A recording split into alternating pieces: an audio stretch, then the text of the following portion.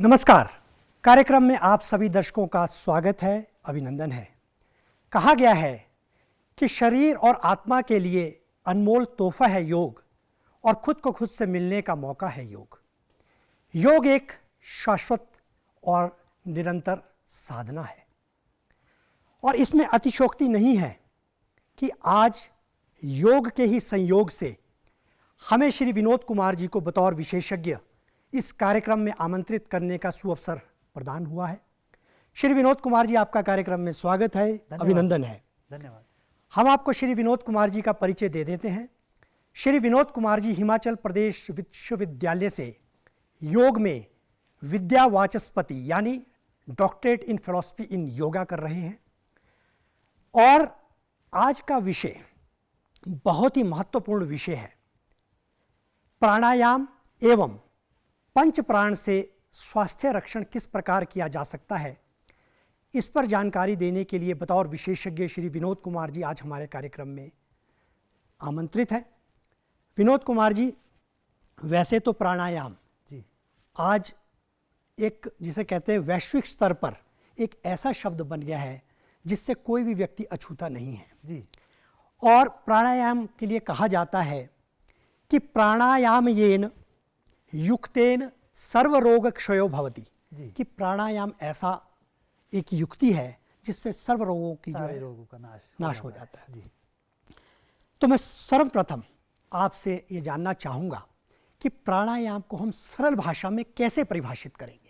देखिए, प्राणायाम की जब भी बात होती है तो वर्तमान में तो स्वास्थ्य रक्षण के लिए हम प्राणायाम करते हैं। यद्यपि प्राणायाम से शारीरिक, मानसिक और आध्यात्मिक तीनों तरह के रोग दूर होते हैं और प्राणायाम का संबंध हमारे श्वास से होता है और जब भी हम प्राणायाम करते हैं तो हमारी एक क्रिया चलती है श्वास प्रश्वास की, तो इसी पर ये प्राणायाम आधारित होते हैं। और जैसा आपने बताया कि सब प्रकार के रोगों का नाश होता है, तो प्राणायाम अगर हम कर लें तो हमें अन्य प्रकार के किसी भी प्रकार के आसन या अन्य क्रियाओं की भी इतनी आवश्यकता नहीं रहती। विनोद जी, बिल्कुल सही कहा। और जब हम जब प्राणायाम शब्द को देखते हैं तो दो शब्दों से जुड़ा हुआ है, प्राण जमा आयाम। प्राण यानी श्वास, ऊर्जा, और आयाम मैंने उसको नियंत्रित करना।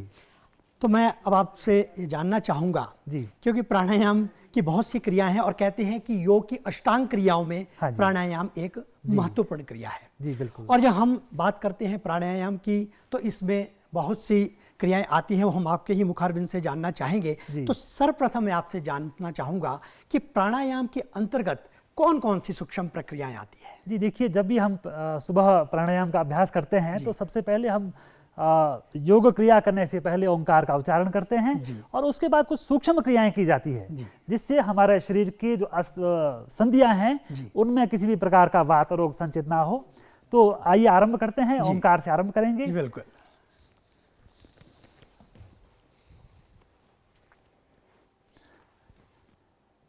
किसी भी आसन में, जिस भी आसन में हम बैठ पाएं उस आसन में बैठकर, और हमें ध्यान रखना है हम जब भी हम आसन में बैठते हैं तो हमारा स्पाइनल कॉर्ड बिल्कुल सीधा रहे, पीठ बिल्कुल, कमर गर्दन सीधी, और हमें एक बार ओंकार का उच्चारण करना है और हम प्राणायाम का अभ्यास आरंभ करेंगे।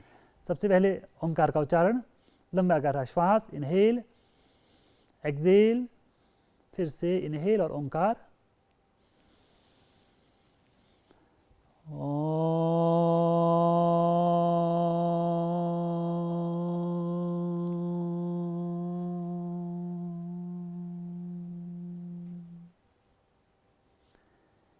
इसके बाद हम कुछ सूक्ष्म क्रियाएं योग की जो हम नित्य प्रति हम हमारे दर्शकगण कर सकते हैं।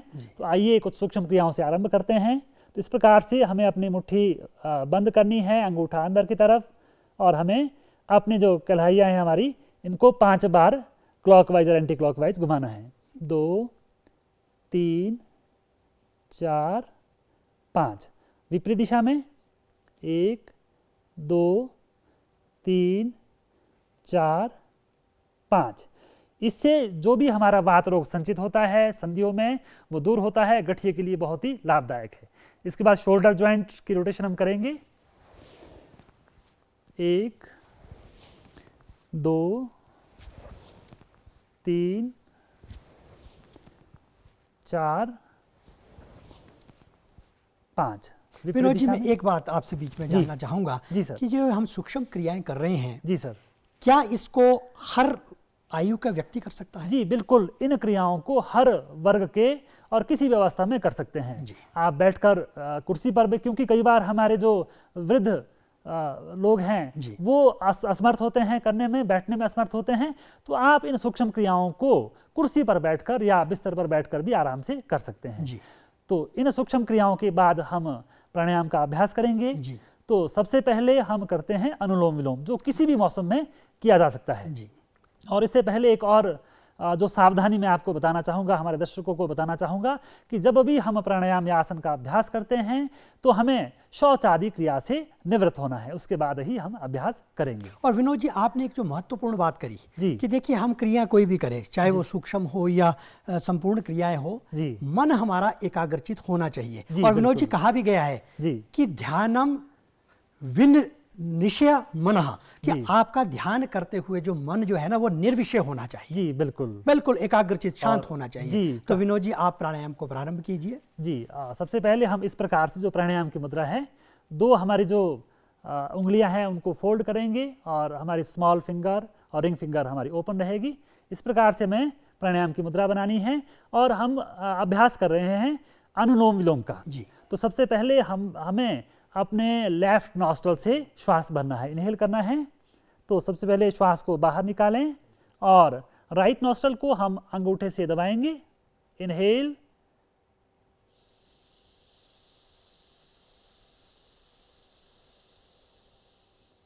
अब अपने अंगूठे से हमें दोनों नॉस्ट्रल को दबाना है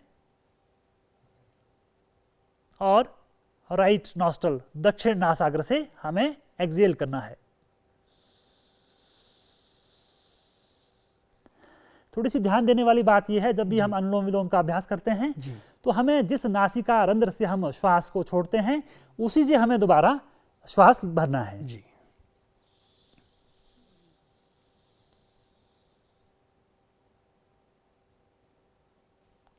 श्वास को रोक, थोड़ी देर के लिए, कुछ क्षण के लिए श्वास को रोककर फिर हमें बाएं नासारंध्र से श्वास निकालना है। और विनोद जी, तभी जब हम अनुलोम विलोम, इसका नाम तभी रखा गया है जी। क्योंकि तभी इसकी सार्थकता जी बिल्कुल सिद्ध होगी। जी। जी। तो इस प्रकार से हम अभ्यास करेंगे। जी। और देखिए, जब भी हम अनुलोम विलोम का अभ्यास करते हैं तो हमें कम से कम इसके 20 राउंड हमें करने हैं। जी। यानी कि एक राउंड, जैसे अभी आप लोगों ने देखा, दर्शकों ने देखा, एक राउंड हमारा इनहेल यानी कि हमने श्वास भरा और दूसरी नासारंध्र से छोड़ा। फिर हमें दक्षिण नासारंध्र से श्वास लेकर बाएं से हमने छोड़ा। तो इस प्रकार से यह एक चक्र पूरा होता है। तो इस प्रकार से हम यह अनुलोम विलोम का अभ्यास नित्य प्रति 20 बार हम इसका अभ्यास करें। जी। तो इसके बाद हम इसके जो 7 क्रिया की जाती है, क्योंकि यह क्रिया भी हमारे जब श्वास का जो क्रिया है, जब हम श्वास भरते हैं तो इस श्वास के साथ प्राणवायु जो जीवनी शक्ति है वो भी हमारे फेफड़ों में जाती है और ऑक्सीजन की भरपूर मात्रा हमारे शरीर में जाती है, जो कि हमारे पंच प्राण का अंग भी है। जी, इस पर बिल्कुल। भी अभी हम चर्चा करेंगे, क्योंकि आज के विषय का हमारा दूसरा घटक पंच प्राण से स्वास्थ्य रक्षण की बात है। लेकिन आपने कहा कि इन्हीं क्रियाओं के अंतर्गत वो भी समाहित हो जाता है। जी बिल्कुल। और देखिए, जब भी हम श्वास भरते हैं तो ऑक्सीजन जो है वो हमारी धमनियों के माध्यम से हमारी हर कोशिका तक रक्त का प्रवाह होता है और ऑक्सीजन की ही सहायता से हमारे जितने भी रस हैं, रस धातुएं हैं, रस रक्त आदि, वो सब का पाचन होता है और हमारा शरीर पुष्ट होता है। और देखिए दर्शकों, मैं आपसे यही निवेदन करना चाहूँगा कि विनोद जी जो क्रियाएं करके यहाँ पर बता रहे हैं, चाहे वो प्राणायाम की है या पंच प्राण की है, उसको आपको बिल्कुल ही तल्लीनता से देखना है। क्योंकि देखिए, योग के लिए क्या कहा गया है कि योगेन देहम अधिगच्छति, कि योग के माध्यम से इस पूरी देह के ऊपर जो है हम संतुलन बना सकते हैं। लेकिन संतुलन कब बना सकते हैं? जब विनोद जी जैसे साधक से हम संपूर्ण जानकारी को प्राप्त करेंगे। जी विनोद जी। जी देखिए, अगला अनुलोम विलोम के हमने 20 राउंड कर लिए। इसके बाद हमें कपालभाति, जो कि श्वास के साथ चलने वाली क्रिया है, वैसे यह षटकर्म शोधन क्रिया में आती है, परंतु श्वास के साथ संबंध होने की वजह से हम प्राणायाम के साथ इसका अभ्यास करते हैं। तो अनुलोम विलोम के हमने 20 राउंड किए। इसके बाद हमें कपालभाति का अभ्यास करना है। तो देखिए, थोड़ा सा इसमें कुछ सावधानियां हैं। सावधानी से ही हमें इससे करना है। हमें श्वास को एक गति के साथ बाहर छोड़ना है और श्वास स्वतः ही हमारे अंदर प्रवेश करेगा।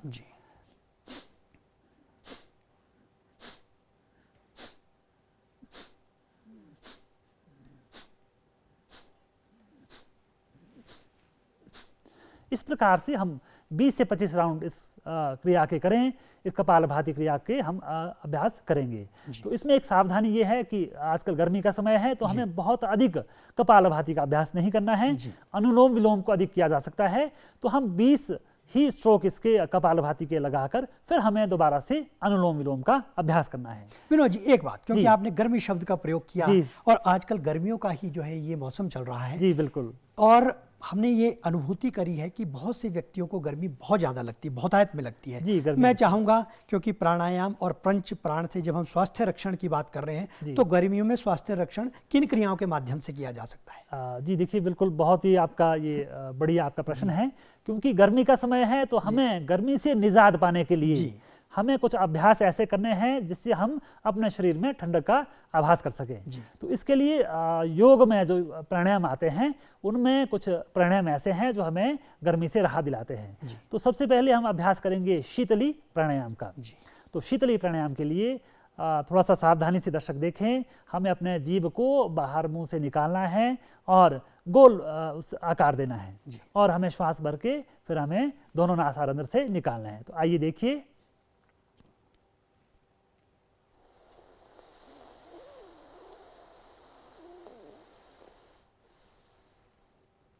श्वास भरकर हमें दोनों नॉस्ट्रल अपने बंद करने हैं और जालंध्र बंद हमें लगाना है। इस तरह से श्वास को यथासंभव होल्ड कर कर हमें अपने दोनों नासारंध्र से श्वास को छोड़ना है। तो यह शीतली प्राणायाम है। इसके अभ्यास से शरीर एक शब्द आपने कहा यथासंभव, यहाँ दर्शकों को बता दीजिए कि श्वास की गति में कुछ जबरन, जिस कहते हैं जबरदस्ती वाली बात ना करें। जी देखिए, क्योंकि आज हर व्यक्ति जो है ना, आपको पता है, हर व्यक्ति के जो शरीर की क्रियाशीलता वो भिन्न भिन्न होती है। तो इस पर मैं चाहूंगा कि द्वारा आप जोर डाल दें कि जबरदस्ती का कार्य ना किया जाए। जी देखिए, प्राणायाम की जो सिद्धावस्था है, उसका जो अनुपात है 1:4:2 के अनुपात में प्राणायाम किया जाता है। यानी कि एक मात्रा में हमें श्वास भरना है। यदि हम 4 सेकंड श्वास भरने में लगाते हैं, तो हमें 16 सेकंड तक उसको होल्ड करना है, और 2 सेकंड यानी कि 2 मात्रा में हमें श्वास बाहर छोड़ना है। परंतु जो नए साधक होते हैं, प्राणायाम का अभ्यास आरंभ करते हैं, उनके लिए यथासंभव जितना आप रोक सकें, जितना आप अभ्यास कर सकें, उतना ही अभ्यास करें, और किसी भी प्रकार की जबरदस्ती हम ना करें आसन और प्राणायाम करते हुए। विनोद जी, और कोई आप इसमें प्राणायाम के माध्यम से जैसे आपने गर्मी में किए जाने वाले प्राणायाम की बात की, तो शीतल के बाद हम सितकारी का भी अभ्यास करते हैं। सितकारी के लिए भी हमें दांतों के बीच से श्वास को अंदर भरना है, और यह क्रिया भी मुंह के द्वारा ही होगी, और हमें तुरंत शीतलता प्रदान करती, ये क्रियाएं करती हैं। तो अगला है हमारा सितकारी प्राणायाम। तो हमें थोड़ा सा ध्यान से देखें।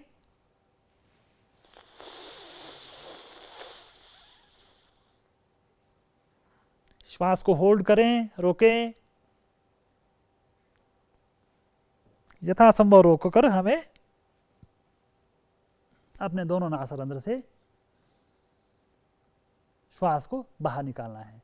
और इसमें दर्शकों के लिए ये भी एक मैं बताना चाहूँगा कि सिर्फ एक बार के अभ्यास से ठंडक आपको कम मिलेगी। आप कम से कम 10 बार इसका अभ्यास करें। और प्राणायाम एक ऐसी क्रिया है कि जैसे हम आसन करते हैं तो सुबह के ही समय करते हैं या शाम के समय, और भोजन के 4 घंटे बाद हम कहते हैं। तो प्राणायाम आप दिन के भोजन के समय भी कर सकते हैं। यदि आपको किसी गर्म क्षेत्र में आप हैं और आपको गर्मी अधिक लग रही है, तो आप इन प्राणायाम का अभ्यास कहीं पर भी कुर्सी पर बैठकर या कहीं आसन बिछाकर भी इनका अभ्यास कर सकते हैं। तो विनोद जी, प्राणायाम की अन्य क्रियाओं में जैसे नाड़ी शोधन इत्यादि और कौन सी क्रियाओं पर आप बताना चाहेंगे? जी देखिए, एक गर्मी के लिए एक और आसन किया जाता है, चंद्रभेदी प्राणायाम। तो चंद्रभेदी प्राणायाम के लिए हमने अपने, क्योंकि जो हमारे 2 नॉस्ट्रल है, लेफ्ट और राइट नॉस्ट्रल है, तो जो लेफ्ट नॉस्ट्रल है, हमारा बायां नॉस्ट्रल है, बायां नासारंध्र है, वह शीतलता प्रदान करता है और चंद्र स्वर कहलाता है। और जो हमारा दाहिना स्वर है, वह सूर्य स्वर कहलाता है और हमें गर्मी प्रदान करता है। तो हमें फिर से हमें प्राणायाम की मुद्रा बनानी है। इस प्रकार से हम प्राणायाम की मुद्रा बनाएंगे, और हमें जो हमारा बायां स्वर है, बायां स्वर से हमें श्वास भरना है। पहले पूरा श्वास बाहर निकालेंगे, श्वास भरा, बाएं नासारंध्र से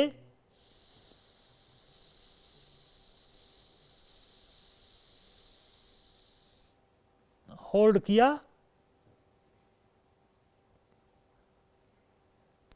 यथासंभव श्वास को रोककर राइट नॉस्ट्रल दक्षिण नासारंध्र से हम श्वास को बाहर निकालेंगे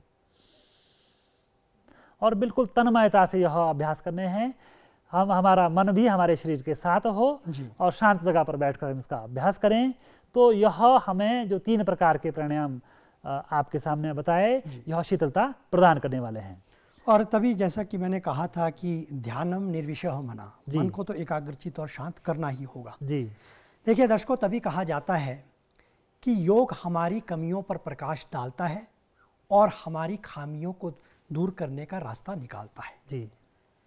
2 कदम यदि आप चलेंगे तो योग भी आपके साथ चलेगा। और जैसा कि विनोद जी ने कहा कि अभ्यासरत होना बहुत ही ज़रूरी है जी। तभी कहा जाते हैं कि करत करत अभ्यास के जड़मती होत सुजान। क्यों विनोद जी? जी बिल्कुल।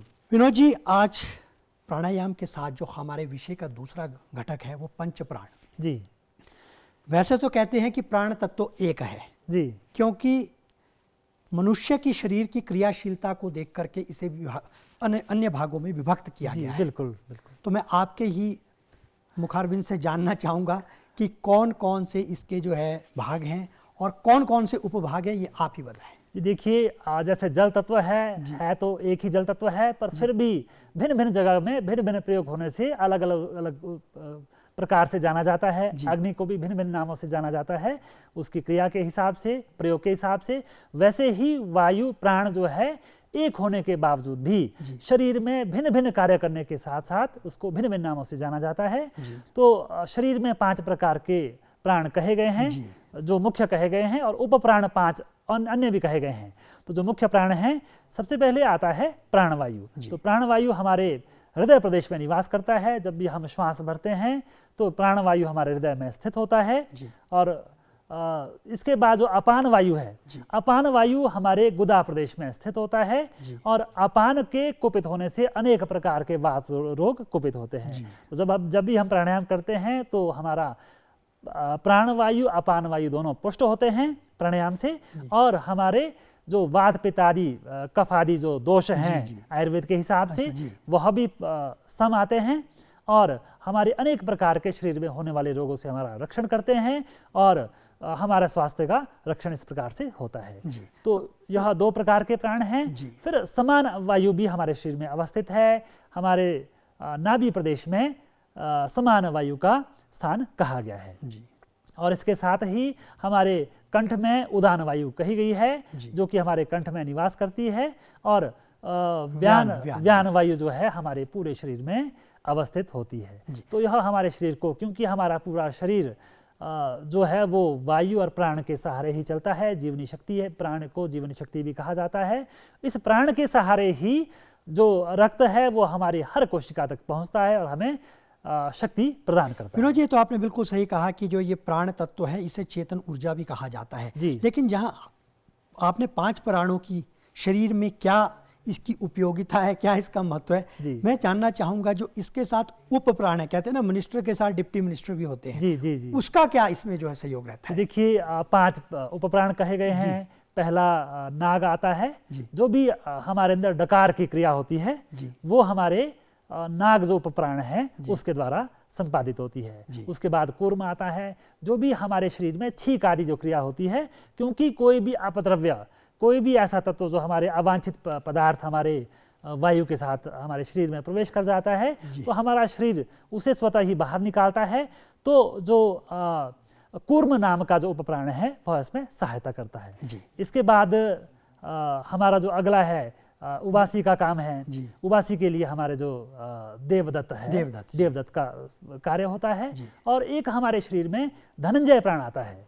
धनंजय प्राण हमारे शरीर की रक्षा करता है और मरने के बाद भी जैसे जीव तत्व का मोह जो है वो शरीर पर होता है, तो वो धनंजय प्राण भी हमारे शरीर में मृत्यु के काफ़ी समय पश्चात भी हमारे शरीर में कपाल में बना रहता है। और जैसे मृत होने पर कपाल क्रिया जो की जाती है वो इसी धनंजय प्राण को मुक्त करने के लिए और विनोद की जी, जाती यदि है। मैं दूसरे इसको परिप्रेक्ष्य में समझूं तो जैसे कहते हैं काम, क्रोध, लोभ, मोह, ये सब इन्हीं प्राण तत्व, इन्हीं के माध्यम से कंट्रोल, जिसे कहते हैं नियंत्रित करने की एक कंट्रोलिंग सिस्टम है क्या? जी बिल्कुल। देखिए हमारे जो ये पंचभूत हैं जी। और 5 प्रकार के हमारे 3 प्रकार के हमारे वात पित्तादि कफ दोष है, जी। तो यह मन के साथ जुड़े हैं। रामचरितमानस में भी कहा है जी। काम वात कफ लोभ अपारा, जी। तो ये विकार भी हमारे वात पित्त कफ से ही जुड़े हैं और प्राणवायु से जुड़े हैं। यदि हमारा योगाभ्यास होगा, जैसे आपने कहा कि प्राणवायु से अनेक प्रकार के रोग नष्ट होते हैं, उसी प्रकार जब हम प्राणायाम का अभ्यास करते हैं तो हमारे काम, क्रोध, लोभ आदि जो यह विषय विकार हैं वो भी दूर होते हैं, क्योंकि प्राणायाम का प्रभाव से सिर्फ शरीर पर ही ना पड़कर यह हमारे शरीर, मन और हमारा जो अंतरात्मा है वहाँ पर भी प्रभाव जाता है, और आध्यात्मिक जो हमारी उन्नति होती है प्राणायाम के माध्यम से होती है। अनेक प्रकार के विकार हमारे दूर होते हैं। विनोद जी, जैसे कि आपने पंच प्राणों का यहाँ पर उल्लेख किया, जी, उनको संचालित और उनको यदि हमने नियंत्रित करना है जी। तो प्राणायाम तो मैं समझता हूँ जिसे कहते हैं ना प्रधान, जिसे जी। प्रिंसिपल हम कहते हैं, जी। वो एक प्रधान क्रियाओं में माना जाता है। जी। तो क्या उन्हीं के माध्यम से इन पंच प्राणों को भी जो है हम नियंत्रित कर सकते हैं? जी देखिए, पंच प्राण हमारे अनेक प्रकार के, जिस प्रकार से आपने बताया कि भी प्राणायाम है, उसी में प्राणायाम की क्रिया को मैं थोड़ा सा आगे बढ़ाना चाहूँगा, क्योंकि हमारे जो उज्जाई प्राणायाम है, क्योंकि मानसिक स्थिरता को देने के लिए उज्जाई प्राणायाम का बहुत ही महत्व है। तो उज्जाई प्राणायाम एक बार दर्शक देखें किस प्रकार से किया जाता है। तो देखिए हमारे जो इसमें हाथ की स्थिति है, तो हमने दोनों हमारे अंगूठे कान पर जाएंगे, दोनों हमारी जो 4 फिंगर है यह आंखों पर, आंखों की पुतलियों पर, और मिडिल फिंगर हमारी नाक पर, और हमारे दोनों जो रिंग फिंगर और स्मॉल फिंगर है उनकी स्थिति हमारे होंठों के आसपास होगी। तो हमें पहले श्वास खींचना है और फिर हमें होल्ड करके हमें भ्रामरी प्राणायाम, यानी कि जो भ्रमर की आवाज़ है हमें वो महसूस करनी है, और यह आवाज़ हमें अपने अंतरात्मा मन तक महसूस करनी है। तो देखिए आरंभ करते हैं भ्रामरी प्राणायाम। तो श्वास भरेंगे। और मेरा दर्शकों से भी यही निवेदन रहेगा कि विनोद जी द्वारा जो ये क्रियाएं प्रदर्शित की जाती है इसको बड़े ध्यानपूर्वक देखिए, क्योंकि जो आज का विषय है वो सारा इसी पर केंद्रित और नियंत्रित होता है।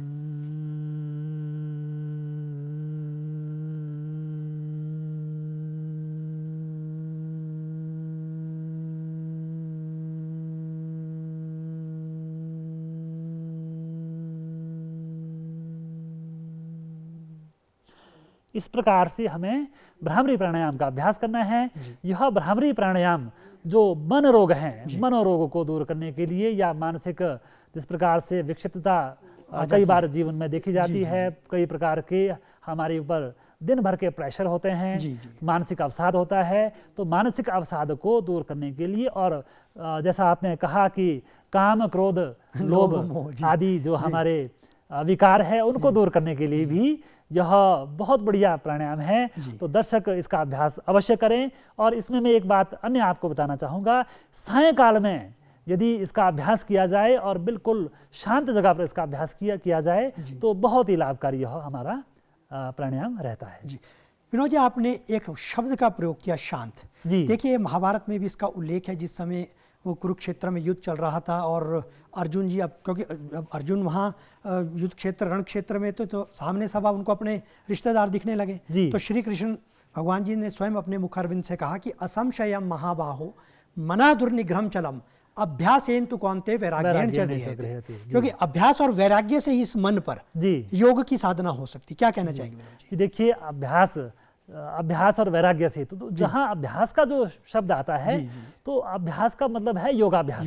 योगाभ्यास जितना हम करेंगे, आसन का अभ्यास करेंगे, प्राणायाम और ध्यान आदि का अभ्यास जब हम करते हैं, और साथ साथ जैसे आपने मन की बात की है कि मन हमारा साथ होना चाहिए, तो मन में जब तक वैराग्य नहीं हुआ तब तक हमारा जो अभ्यास है, यह मतलब मन को स्थिर करने के लिए जो हमारी क्रियाएं हैं वो संपूर्ण नहीं मानी जाती।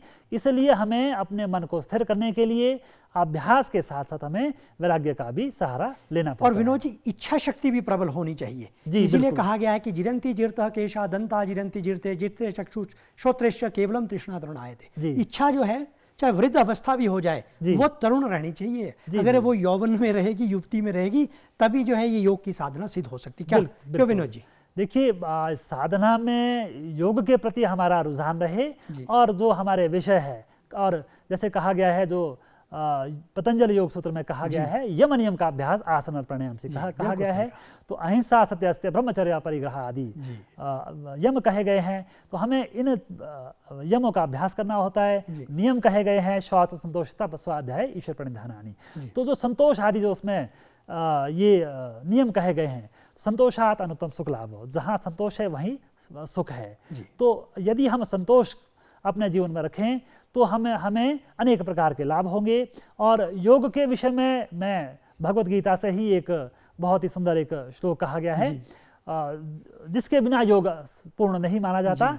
युक्त आहार विहारस्य युक्त चेष्टस्य कर्मसु युक्त स्वप्नावबोधस्य वो योगो भवति दुःखः। बिल्कुल सही। तो हमारा जो है खान पान उचित होना चाहिए, युक्त चेष्टा से कर्मसु, और कर्मों के प्रति हमारी चेष्टा भी युक्त होनी चाहिए। और चलना फिरना, खाना पीना यदि युक्त होगा तभी योग हमारे लिए सुखकारक होगा और अनेक प्रकार के विकारों का नाश होगा, क्योंकि खान पान का भी हमारे जीवन में बड़ा महत्वपूर्ण है।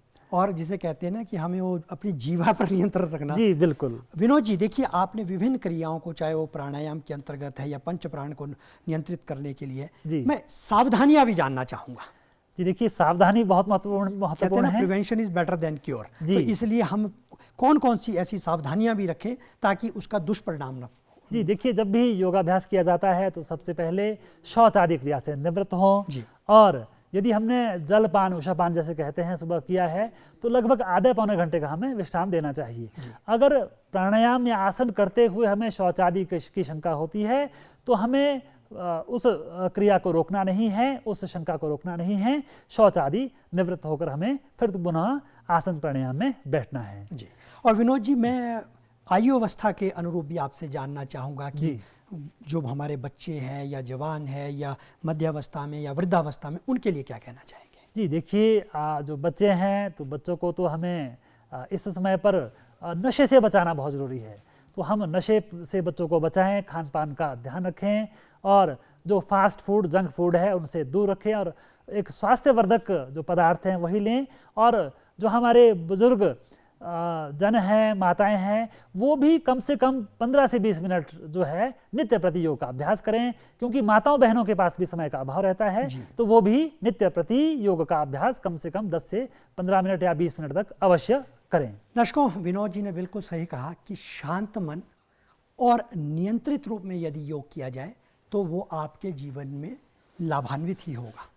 तो दर्शकों, तभी कहा गया है कि yoga is a light, once lit it will never dim.